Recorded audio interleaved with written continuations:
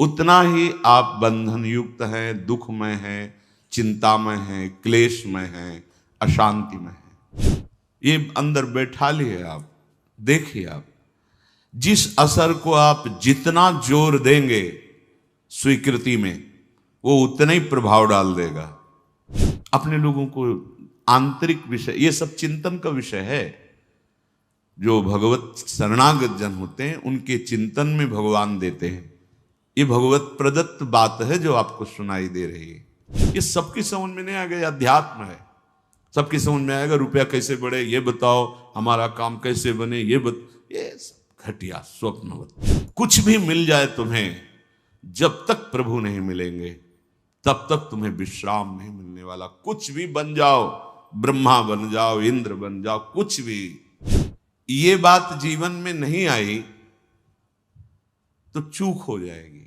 भगवान ने गीता जी में कहा, ये बहुत ध्यान देने योग्य बात है। हम जो अपने स्वरूप को, अपने आराध्य देव को भूल चुके हैं, उसका कारण इस संसार का, माया का असर है। छोटी छोटी वस्तुओं से लेकर बड़े बड़े पद, लोक लोकांतर के वैभव, सिद्धियां, ये सब माया का असर है। इस असर को हम जितना स्वीकार करते चले जाएंगे, उतना हम अपने आराध्य देव जिनके थे, हैं, रहेंगे, उनसे मुझे दूरी महसूस होगी। और यहां तक कि पूरा असर यदि संसार का हमारे ऊपर हो जाए तो हम ये मानने के लिए भी तैयार नहीं होंगे कि हम प्रभु के हैं, प्रभु हमारे हैं, या प्रभु हैं भी कि नहीं। इतना असर है माया का। जो है ही नहीं उसका असर इतना है कि जो है उसका विस्मरण करा दिया। साधना, उपासना इसी असर से बेअसर होने की है। हमारे ऊपर किसी वस्तु का, व्यक्ति का, स्थान का असर न पड़े, किसी घटना का असर न पड़े, किसी द्वंद्व का असर न पड़े, तो आप जीवन मुक्त हो गए।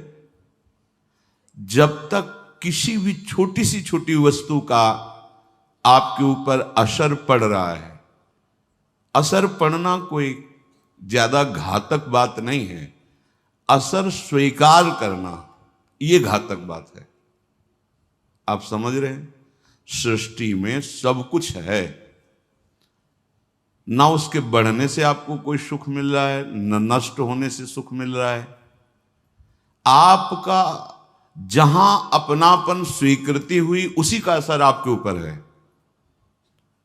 कहीं पूरा भूकंप आ गया, प्रांत का प्रांत गिर गया, हाँ थोड़ा हृदय से जब विचार करेंगे तो असर पड़ जाएगा, पर ऐसा नहीं पड़ेगा कि आप विक्षिप्त हो जाए।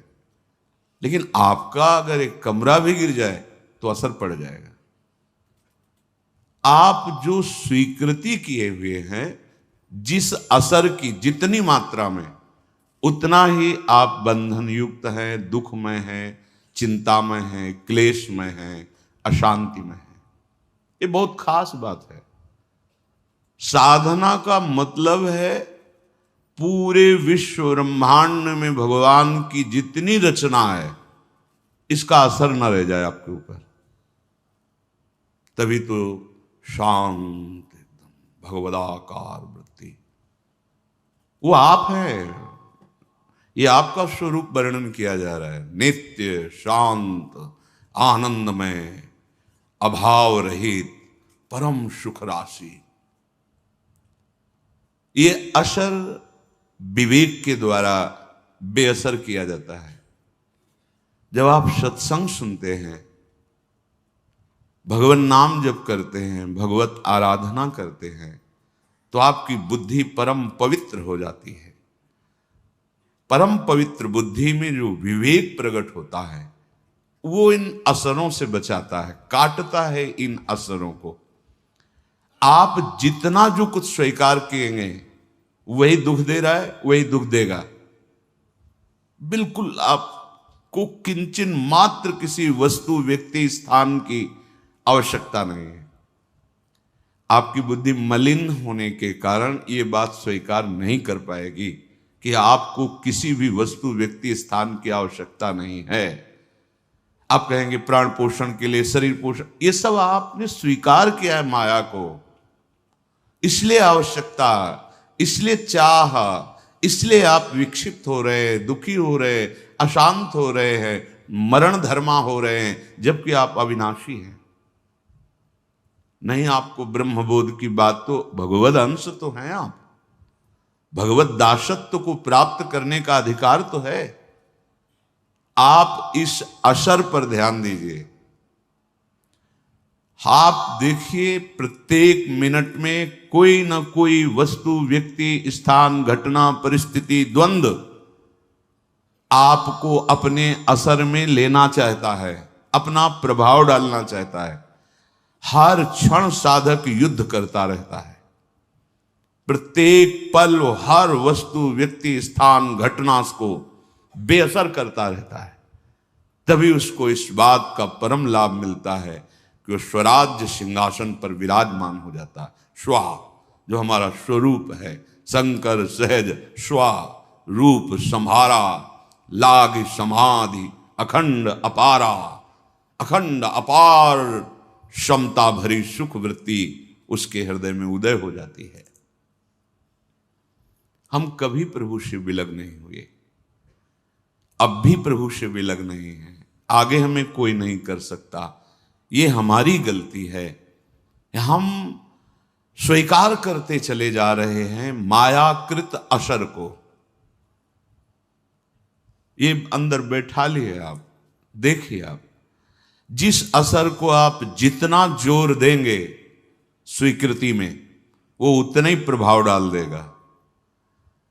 ये बड़े बड़े काम, क्रोध आदि शत्रु ये असर तभी दे रहे हैं जब आप इनका असर स्वीकार कर रहे हैं, अपने में अभाव मानकर।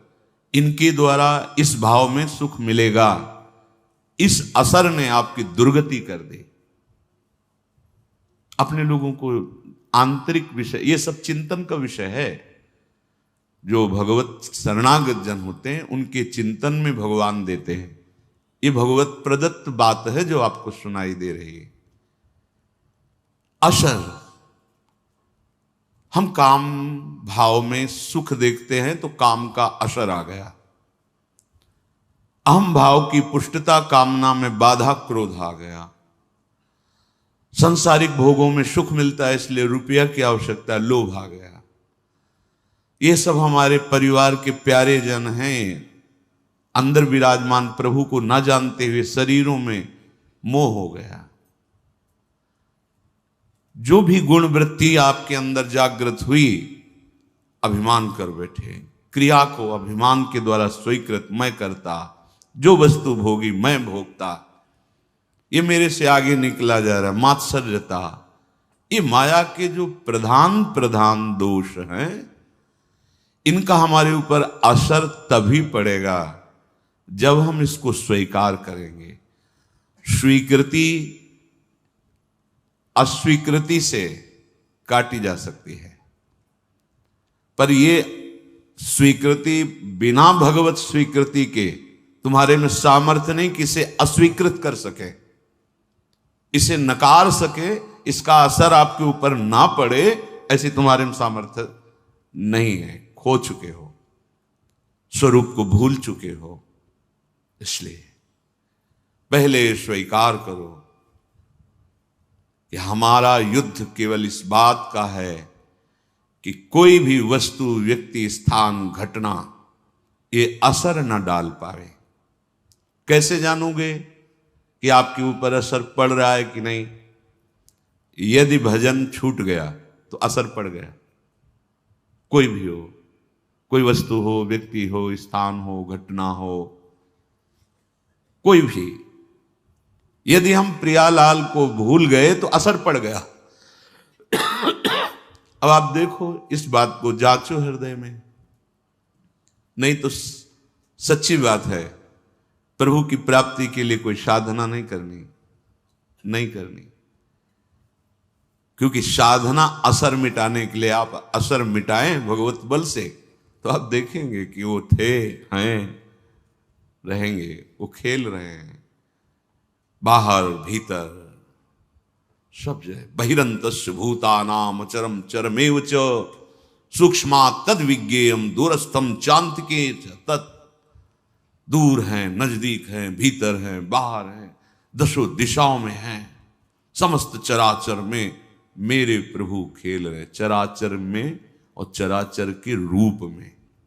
संसार का आश्रय, शरीर का आश्रय, भोगों का आश्रय, ये जब तक हमारे हृदय में रहेगा तो हम बात भगवद आश्रय की करेंगे, यहां कुछ होगा नहीं। सूखी बातें अच्छी नहीं लगती। पेट में खूब चूहे लड़ रहे, भूख लग रही, और बातें हम 56 भोग की कर रहे हैं, क्या होगा? अरे भाई नमक रोटी ही खा लें तो कम से कम वो मिट तो जाएगी। कम से कम साधारण मानव जीवन की रहनी आ जाए, भक्ति, साधारण भक्ति आ जाए, ये तो बहुत ऊंचे सर्वोपरि प्रेम रस की बात है। पर हमको चयन कर लिया गया है। इस बात को मत भूलना, हम अनाधिकारी हैं, अयोग्य हैं, पर हमें इस रस के लिए चयन कर लिया गया। सच्ची मानिए, आपको स्वीकार करना होगा। नहीं, आप यहां नहीं आ सकते हैं, आप ही नहीं सुन सकते हैं, आप राधा नाम नहीं बोल सकते हैं, आप राधा चरणारविंद से चिन्हित इस रज में नहीं बैठ सकते हैं। ये प्यारी जी ने आपको चयन किया। जब मालिक चयन कर रहे हैं तो फिर अपने क्या चिंता करनी।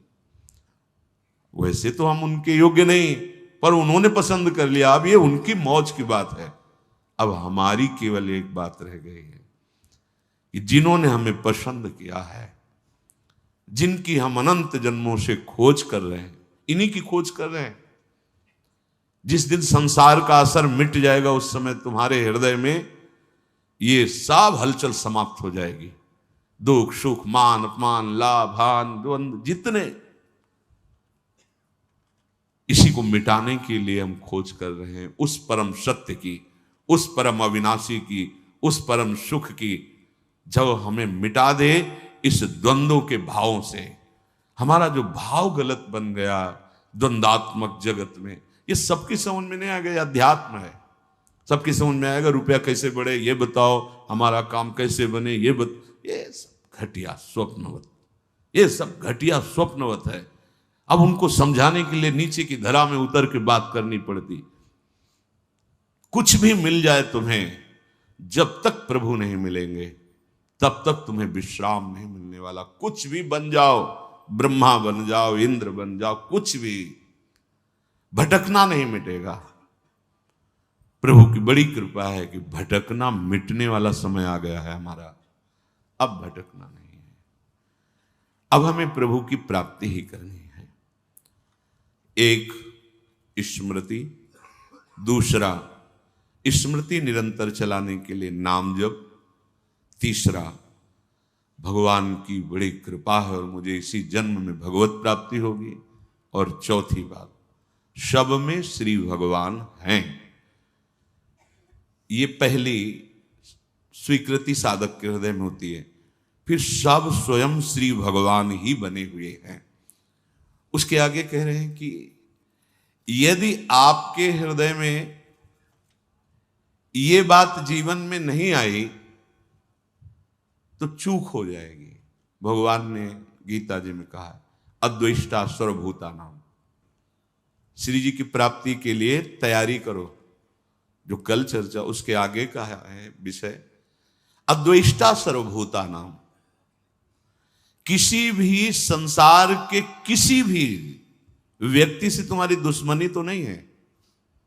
अगर एक से भी होगी तो बिगड़ जाएगी पूरा सिद्धांत हमारा। बहुत सावधानी से सुनो। किसी भी प्राणी के साथ किसी भी प्रकार से यदि मन में तुम्हारे द्वेष बन चुका है, फौरन निकालो। उसका उपाय है, अनुभव का उपाय है। जहां वो सामने दिखाई दे मन से प्रणाम करो, सर भी झुकाओ। तुम्हें अपना काम बनाना है, वहां भगवान ही है, दूसरा नहीं है। और जब एकांत में उसका चिंतन हो तो तत्काल आंतरिक प्रणाम करो प्रभु आप मुझे बचा लो, प्रभु आपसे द्वेष हो रहा है। नाथ, आपकी बाहरी ऐसी चेष्टाएं हैं कि मैं समझ नहीं पा रहा हूं और आपसे हमें द्वेष हो रहा है, दोष दर्शन हो रहा है, अंतर और बाहर दोनों से। अंतर में जब आवे तो तत्काल उसको प्रणाम करो, वृत्ति में आएगा वो और जलन पैदा होगी। बार बार आपको क्षमा मांगनी, मेरे से गलती हो रही प्रभु, मैं आपको ना जानकर आपसे द्वेष कर रहा हूं। और बाहर जब सामने आवे तो पूज्यपाद सिउड़िया बाबा जी ने कहा, जो तुमसे द्वेष करे ना बोले, अपनी तरफ से उससे राधे राधे बोलो। राधे, वो जो कर रहा है उसका असर आपके ऊपर नहीं होना चाहिए। आपको इस द्वेष का असर काटना है। वो हो सकता है आपके साथ फिर ऐसा बर्ताव करे कि आपको लगे कि अब तो द्वेष पक्का ही हो रहा है, क्योंकि हम बार बार प्रणाम कर रहे हैं, ये वैसा ही नहीं। ये बहुत बड़ा भगवत प्राप्ति में विघ्न है। इसलिए भगवान ने कहा अद्वेष्टा सर्वभूतानाम। इतना ही नहीं, ये जब बढ़ेगा तो आपका भजन छूट जाएगा। बहुत क्या होता है कि जैसे महापुरुष जन अपने हृदय को देखते हैं ना, वही बात वो बोलते हैं, वही बात लिखते हैं। भजन क्यों रुका, भजन क्यों छूटा, हमारा लक्ष्य क्यों बदल रहा है, ये अंतर के चिंतन से। जैसे कि महापुरुष जन दूसरे के मन की बात जानते हैं, आप इस धोखे में मत रहना, क्योंकि उनके पास इतना समय नहीं है, वहां कोई दूसरा नहीं। अपने मन को देखा जाता है, पूरी सृष्टि के मन की बात जान ली जाती है, क्योंकि कनेक्शन सब उसी परमात्मा तत्व का है। तो लगता है ये तो हमारे मन की बात जान गए, जो ऊंचे महापुरुष हैं। ये छोटी छोटी बातों की नहीं, क्या सोच रहे हो क्या, ये नहीं। वो बहुत ध्यान देने की बात है। बहुत हम लोग जहां चूक करते हैं, ये एक तरह का ऐसा नाशकारी भाव है द्वेष, कि धीरे धीरे आपके मन में इतना फैलेगा कि आपके भजन को छीण कर देगा। चले थे भगवत प्राप्ति, सब जगह अपने प्रभु को देखने, चूक हो रही है। आपका भजन छूटा, आपका द्वेष बढ़ा, आपकी साधना गई। अब आगे भले चांस मिले, अब दुर्गति की बात शुरू हो गई, क्योंकि आपने द्वेष करके उसके नाश का चिंतन शुरू कर दिया। और आपको चिंतन क्या करना था कि मेरे प्रभु क्रूर से क्रूर पुरुष में भी विराजमान, ये क्रूरा अपि पापिनो नच सताम संभाष्य दृश्याश्चये। बोले तो बहुत कठिन। तो फिर आप एक गांव के प्रधान बनना चाहते, पूरे गांव में हाथ जोड़ते हैं कि नहीं जोड़ते? अब चाहे जितने बड़े रईस हो, जमींदार हो, चाहे जितना बड़ बल विक्रम हो, पर गांव के प्रधान पद में बैठना तो हाथ जोड़ना पड़ेगा दरवाजे पे जाके। और अगर आपको मुख्यमंत्री बनना है तो पूरे प्रदेश को अनुकूल करना पड़ेगा, अधिक से अधिक। प्रधानमंत्री बनना है तो पूरा देश आपको, अगर परम पद तो पूरा विश्व आपको सपोर्ट करे, एक भी कोई द्वेषी न रह जाए, तब परम पद प्राप्त होता है। समझो, ऐसा कैसे हो सकता है? तो फिर भेड़ चढ़ाने की योग्यता तुम्हारे अंदर है तो तुम देश का शासन करने की योग्यता कैसे धारण कर सकते हो? पहले अपनी योग्यता बढ़ाओ। तो भगवत परम पद की योग्यता क्या? अजात शत्रु, एक भी कोई द्वेषी संसार में न रह जाए। अब जहां अभी भजन हुआ नहीं और द्वेष का पोषण होने लगा, ऐसा द्वेष का पोषण, अपने में सद्गुण भावना, अपने में साधु की भावना और दूसरे में निंदा की भावना। चले कहां हो, जा कहां रहे हो, प्राप्त क्या करना है, कर क्या रहे हो? आगे जो लिखा है इसीलिए रुक के, जो अंदर से द्वेष भाव बढ़ाने लगता है, बैर भाव दृढ़ कर लेता है, तो उसका भजन जितना रोक दिया गया, लेकिन उसको प्रेत योनि प्राप्त होगी। महापुरुषों के वचन है। जो अंदर से दूसरों के प्रति द्वेष दोष भाव करके जलता रहता है, बुरा मनाता रहता है, भले किसी वेश में हो, तो क्या समझते हो? प्रेत बनना कोई ऐसा थोड़ी कि बहुत ही निंदनीय कर्म करने वाला प्रेत बनता है। ब्रज के भक्तों में ठाकुर जी का अमन्य ठाकुर जी को अर्पित नहीं किया और उसका प्रयोग तो प्रेत योनि को, ऐसा नहीं कि वृंदावन में प्रेत नहीं है, चरित्रों को पढ़ के देखो, चूक नहीं करनी। हाँ ये जरूर है कि एक जन्म केवल, और तो काहे को भुगतोगे, काहे को परेशान होगे। देखो ना यहाँ टांग टूट गई है, कीड़े पड़े हैं, वो सड़ रहा है, यहां भी तो देख रहे हो ना। अब यही का जीव है, अपराध कर लिया है, अब उसको पवित्र किया कर रही रजरानी, शरीर छूटेगा, श्री जी को प्राप्त हो जाए एक जन्म। तो काहे को इतना लंबा वियोग प्यारी जू से सहो, सुधार करना है तो सुधार करो ना। यदि तुम्हारे हृदय में भजन रुक गया, द्वेष बढ़ गया, और ये पक्का हो जाएगा, निंदा होने लगती है। पाप कर्म करने से भजन करने में विक्षेप पड़ने लगता है, लेकिन अपराध हो जाने पर भजन रुक जाता है। ये अपराध के अंतर्गत आता है द्वेष। ये बहुत सूक्ष्म विषय है और ये बहुत आयत रहता है हृदय में। वो बिल्कुल आपसे कुछ न कहे, लेकिन आपसे आगे बढ़ा जा रहा है, ये बर्दाश्त नहीं होगा और निंदा शुरू हो जाएगी।